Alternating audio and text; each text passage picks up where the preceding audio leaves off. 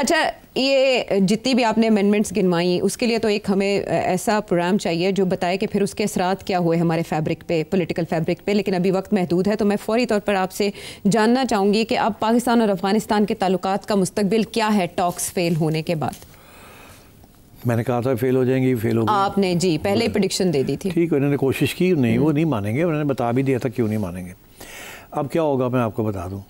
अब ये होगा कि ये जो आपस में जंग हो रही थी वो तो अभी नहीं शुरू होगी, मगर हम एक्शन लेंगे टीटीपी के खिलाफ। टीटीपी के खिलाफ जहाँ भी हमें मौका मिलेगा हम एक्शन लेंगे, inside Pakistan and outside Pakistan. Inside Afghanistan भी हम लेंगे। और अगर किसी स्टेज पे और मैं समझता हूँ कि अफगान हुकूमत कुछ नहीं करेगी, वो टीटीपी की हेल्प नहीं करेगी, मगर हमारे खिलाफ भी नहीं खड़ी होगी, छोड़ डालेगी। और जैसे पहले किया था ना, हमला कर दिया था, अब वो नहीं करेंगे। ओके। और प्रोटेस्ट करेंगे, प्रोटेस्ट करेंगे, रोना धोना करेंगे, ड्यूरन लाइन की बात करेंगे। मगर जैसे पहले उन्होंने हमला कर दिया था, जनाब टैंक शैंक ले आए थे, वो फिर चंगी पिटाई हुई तो फिर भाग गए। तो अब वो चीज़ नहीं होगी। अब हम we will continue to do our whatever we have to do to protect our. और इंडियन डिक्टेशन लेते रहेंगे, इंडियन हाथ उसमें एक्टिव रहेगा। इंडिया जो है वो तो अब इंटरफेयर तो करेगा, वो कर भी रहा है और भी करेगा। ठीक है, तो ये है मुस्तकबिल पाकिस्तान और अफगानिस्तान के ताल्लुकात का। सीज़ फायर बरकरार है, कहा जा रहा है कि उम्मीद यही रखी जाएगी कि ये बरकरार है। लेकिन इतने इंटरेस्टिंग क्वेश्चन आए हैं, एक भी क्वेश्चन मिस करने को जी नहीं चाहता। और आपके जो व्यूवर्स हैं जो अरसा दराज से आपको देख रहे हैं, वो ऐसे ऐसे छूते सवाल भेजते हैं कि मैं उनको शामिल किए बगैर नहीं रह सकती। तो रोज़ खान होती है उसके जी, नहीं मैं वो निकलवा देती हूँ। बहरहाल ये रोज़ खान जो हैं बुनेर से, उन्होंने बड़ा इंटरेस्टिंग क्वेश्चन पूछा है, शामिल करते हैं। मेरे मरहूम वालिद साहब कहते थे कि नजम सिटी साहब, हबीब चालीब, एहसान वाई, ये लोग वली खान के दोस्त है और बादशाह खान बाबा के चाहने वाले हैं और इनका ताल्लुक एनपी से है। तो सच में आप एनपी में थे? अगर थे तो इसका मतलब है आप तो कामरेड थे, लेकिन हम देखते हैं आप तो सूटेड बूटेड है, बैठते हैं, प्रोग्राम करते हैं। ये जो कामरेड होते हैं ये तो डंडे काटते हैं, जेले काटते हैं। आपके तो अगर आप सुरखा है तो आपको, हम तो आपकी सिर्फ सुर्ख टाई देखते हैं। तो मैंने गलत सुना अपने वालिद साहब से, सच में आप कामरेड थे? यार ये पर्सनल किस्म के सवाल आने शुरू हो गए हैं। अच्छा, अब सोच के जवाब देना पड़ेगा। मैं चाहता था कि कुछ बातें ऐसी हैं जो रह ही जाएं, मगर चले अब आपने पूछ ही लिया। देखिए, मैं एएनपी में नहीं था, मैं आज पीपल्स पार्टी में नहीं हूँ, मैं मुस्लिम लीग में नहीं हूँ, मैं एएनपी में नहीं था। तो फिर कैसे ये कॉमरेड वाली बात चली? क्योंकि उस वक़्त एनएपी थी, एएनपी तो बाद में बनी ना। आपके ज़माने में एएनपी, मगर उस ज़माने में नैप थी, एनएपी। तो ये फिर कहाँ से आई बात?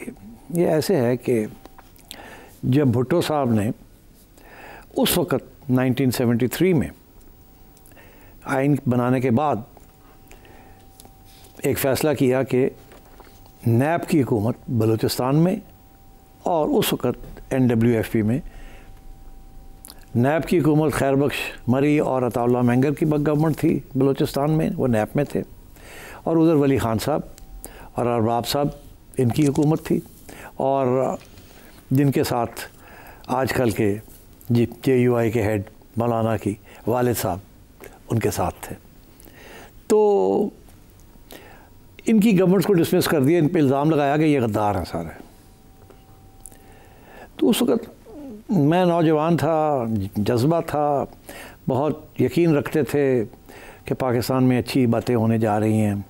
बहुत परेशान हुए कि भुट्टो साहब ने ये क्या किया। अभी बांग्लादेश अलहदा हो गया इसी वजह से कि आपने लोगों के सेंटिमेंट्स जो हैं उनको नहीं सुना, उनके हक मारे हैं हमने, अयूब खान साहब ने। तो ये बांग्लादेश बन गया। अब आप KP, अब उस वक़्त की नॉर्थ वेस्ट फ्रंटियर प्रोविंस और बलूचिस्तान के लोग जो हैं, जो उनकी नुमाइंदा हुकूमतें थीं, प्रोविंशियल गवर्नमेंट्स को आपने डिसमिस कर दिया, इल्ज़ाम लगा दिए। और उसके बाद पकड़ के एक कंस्पिरेसी केस बना के उनको जेल में डाल दिया। कोई 45 MNAs और MPAs उस वक़्त के NAP के लोग, उनमें से सबको पकड़ के जेलों में डाल दिया। एक केस बना दिया जिसका नाम था हैदराबाद कंस्पिरेसी केस। और ये था कि कंस्पिरेसी है ये पाकिस्तान को तोड़ने की, जो कि बिल्कुल बकवास थी। वो अपने हकूक़ मांग रहे थे एज प्रोविंशियल ऑटोनॉमी के, और भुट्टो साहब ने उनके ऊपर ये इल्ज़ाम लगा के उनको अंदर कर दिया। उस वक़्त कुछ लोग, जिसमें आपका खादम भी शामिल था, हमें ये बड़ा एहसास हुआ कि ये तो बड़ी ज़्यादती है, और ये ना हो कि पंजाबियों के ख़िलाफ़ भी एक महाज बन जाए जैसे बांग्लादेश में बना था। उस वक़्त ईस्ट पाकिस्तान में पंजाबियों के ख़िलाफ़ बना था।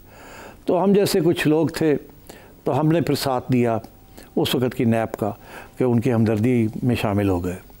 तो उसमें फिर मुझे भी पकड़ के जेल में डाल दिया भुट्टो साहब ने, और कोई 2 साल उनके साथ, बलोच और पश्तून के साथ, मुझे भी हैदराबाद जेल में रखा। तो ये कॉमरेड वाली बात जो है ये वहाँ से चली, क्योंकि वो एक सोशलिस्ट किस्म के अपने आप को कहते थे कि हम एक लेफ़्ट विंग लोग हैं, मगर और हम जैसे लोग भी कुछ लेफ्टिस्ट किस्म के थे। तो इसलिए फिर तो ये बात वहाँ से चली, बिकॉज और फिर वो वक्त था जो कि 2 साल मैंने हैदराबाद जेल में आपके लीडर्स के साथ गुजारी, और हर एक को पहचाना और उन्हें मुझे पहचाना, और हमने दोस्तियाँ की और सीखा और सिखाया, और मेरी सियासत के अंदर तालीम फिर वहाँ से हुई।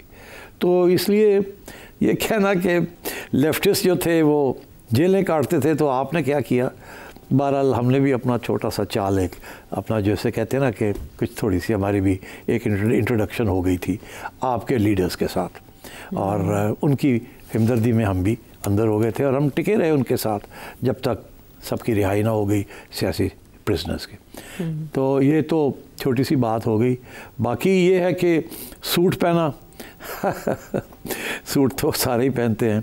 नेल्सन मंडेला ने भी सूट पहने थे, ममदानी साहब भी सूट पहनते हैं। ये सूट का कोई तल्लक नहीं है।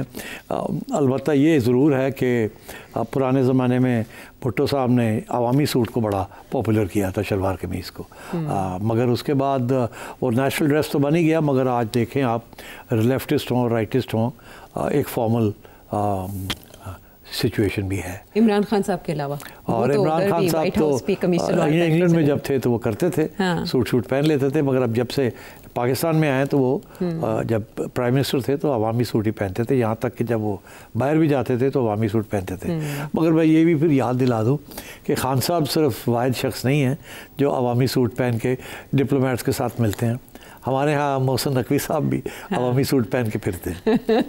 बस इससे ज़्यादा मैं बात नहीं करूँगा, आप समझ जाएंगे मैं क्या कह रहा हूँ। ठीक है, चले, इनको हमने गौर से नहीं देखा था, लेकिन ज़ाहिर है सेठी साहब के दोस्त हैं, सेठी साहब गौर से देखते हैं। निशानदेही बहुत अच्छी बात है, वो भी अवामी सूट में हमें अक्सर मलबूस दिखाई देता है और बहुत ग्रेसफुल लगते हैं। वक्त ख़त्म हो गया, वरना बहुत तमन्ना थी कि बाकी सवाल भी शामिल किए जाते। कुछ रेगुलर हमारे व्यूअर्स हैं जो भेजते हैं, अक्सर सवाल मिस भी हो जाते हैं, लेकिन वो फिर भी नहीं रुकते। तो हम आपके स्पेशल मशकूर हैं, उमर फारूक साहब बुरेवाला से, कासिम याकूब राजा इंग्लैंड से, डॉक्टर मोहसिन आयरलैंड से, आमिर अहमद टोरंटो से, ज़िशान मकाम नामालूम, आसिफ शेख आयरलैंड से, शहरियार अमेरिका से, अमीन अटलांटा से, और इसके अलावा डॉक्टर ख़ान, मुश्ताक अहमद कराची से, शहजाद सलीम मलेशिया से। आप सबके सवालों का बहुत शुक्रिया। और इसके अलावा भी व्यूअर्स जो अभी तक कतरा रहे हैं, हिचकिचा रहे हैं सवाल भेजने से, हो सकता है आपका सवाल कोई डिफरेंस क्रिएट करे।